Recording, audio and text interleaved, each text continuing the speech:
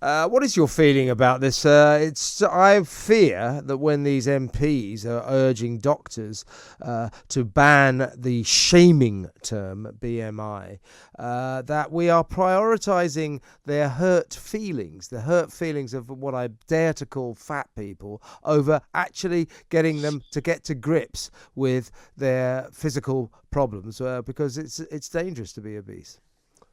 But it seems to be very simple that they don't like the message, so want to shoot the messenger. BMI, in my view, is absolutely necessary to describe the overall health of an individual. It may not be the best measure for assessing obesity. You need further measurements to do that.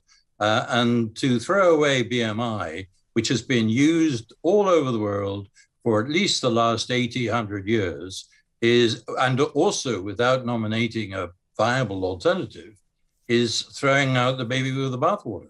Yeah, this is, it has been said, wrapping people in cotton wool. As I say, no one wants to upset anyone. No one wants to fat shame them. But we are kind of outlawing the term fat, or even obese. And now BMI is in the mix as well. Things that we can't say because fat people will be embarrassed by it. We will have fat shamed them. Well, I would contend, Tam, that we should confront these people with their obesity problems so they can deal with it.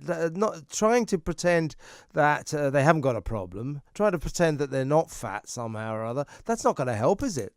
Not at all. Everybody who has an unhealthy weight, it may not be obesity, it might just be overweight itself, needs to be told exactly what the outcome might be if they continue with that lifestyle. Obesity is not just a simple disease, it's the trigger to many more diseases, such as diabetes and heart and some cancer problems, which are far worse than obesity in itself. And if you don't have obesity, if you don't have BMI, you have no measure by which you can seriously warn people of possible impending disease. And remember also, obesity can be used, or the BMI can be used to reassure people that actually they are a healthy weight. And that is something which I would have imagined that everybody would want to know.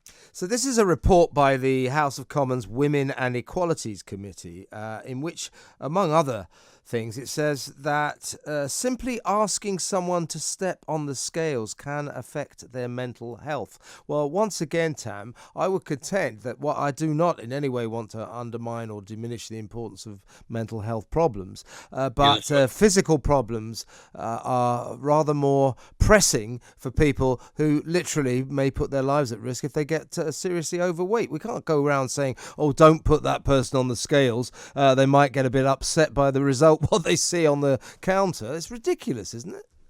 It's ridiculous. The real problem is not the BMI itself, it's the way that it is interpreted. And you can't do that with, I think, the system which has been advised by these MPs to replace BMI. Scales and height, from the earliest signs of obesity in children, are fundamentally important, because you need to be able to reassure the parents whether that child is doing well or doing badly, and take the action which will right matters.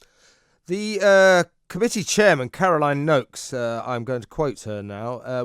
This is talking about her objection to the BMI, the index. We need to see urgent action. The use of BMI as a measure of healthy weight has become a kind of proxy or justification for weight shaming. This has to stop. Just to get this clear, this is really the final point, Tam. You say it doesn't have to stop, it must continue. Absolutely. And the moment we throw away BMI, we have lost the only measure that we have of which we can base sound judgments of health or ill health. Thank you very much, Tam. Wise words. There's Tam Fry, there, chairman of the National Obesity Forum.